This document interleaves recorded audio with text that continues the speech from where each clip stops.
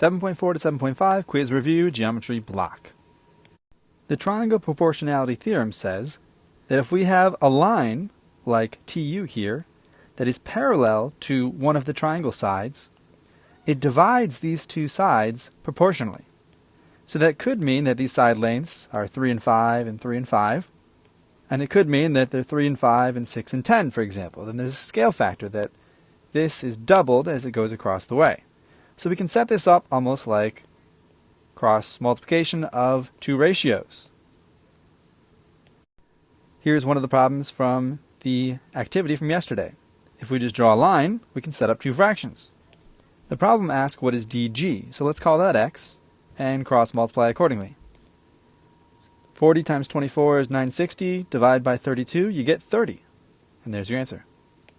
Number 2 is a similar problem. We have two parallel lines here. So we can just draw a line and make the fraction to set up our proportions.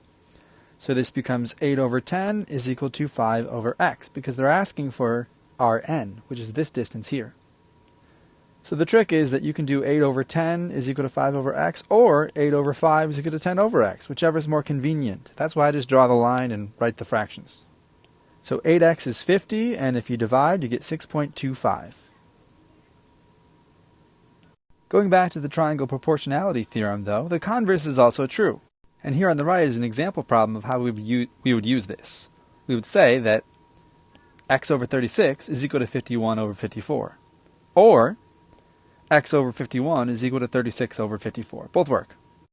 The problem given is somewhat hard to see because of the diagram, but we have three parallel lines here. And the numbers we're looking at are 240, 250, 275, and then an unknown there. We'll call that x. So you could just draw a fraction and set up your proportion like this. Then we cross multiply and divide, and since we get 286.4583 and they want it rounded to the nearest foot, our final answer can be 286. For the next problem, we need the angle bisector theorem that says if a ray bisects an angle, it divides the opposite side into segments that are proportional to the lengths of the other two sides. So on the left is the general form, and on the right is a specific example, and you can see we can just create a fraction bar. X over 8 is equal to x plus 2 over 12. Or you could do the same thing this direction, to say 8 over 12 is equal to x over x plus 2. So here's number 6 from the previous activity. I draw my fraction bar. 12 over x minus 2 is equal to 16 over x plus 1. I cross multiply, keeping the expressions inside parentheses so I can easily distribute the 12 or distribute the 16.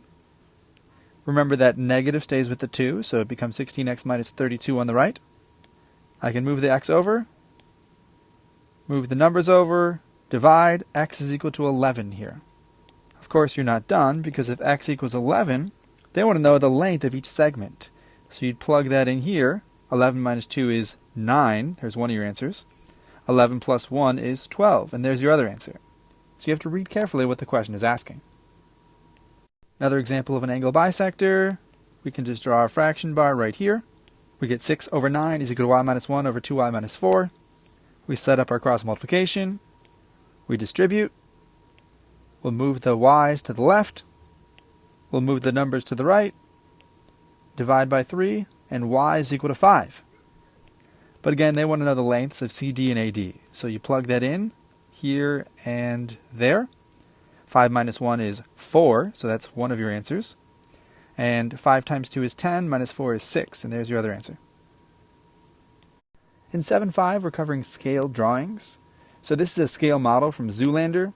He thought it was a school for ants, but he didn't understand that all the dimensions had a common scale factor, and the real building would look identical but much bigger. So in number 2 here from the activity, the drawing helps quite a bit because we can literally just draw a fraction bar, and we have our proportions set up. Of course, we have to decide whether we're going to use feet or inches, but that's okay. We could set it up like this, for example, and cross multiply and solve. And if you did so, the answer would be 55 feet. That's the height of the dinosaur. And in number 12, we could do the same trick, draw a fraction bar, and write out a proportion, but if we didn't have the diagram and we wanted to do it from scratch, we would do it like this.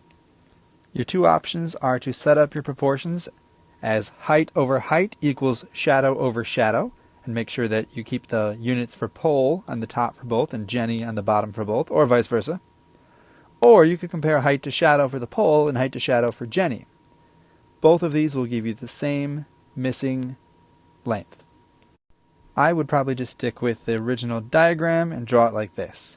And of course, if we want to convert these feet to inches, we can take 15 times 12 plus 6, because that gives you a half a foot. Or 5 times 12 plus 2, or 7 times 12 plus 9. And that's how I came up with these inches for this proportion. So you cross multiply and divide, and your answer is 124.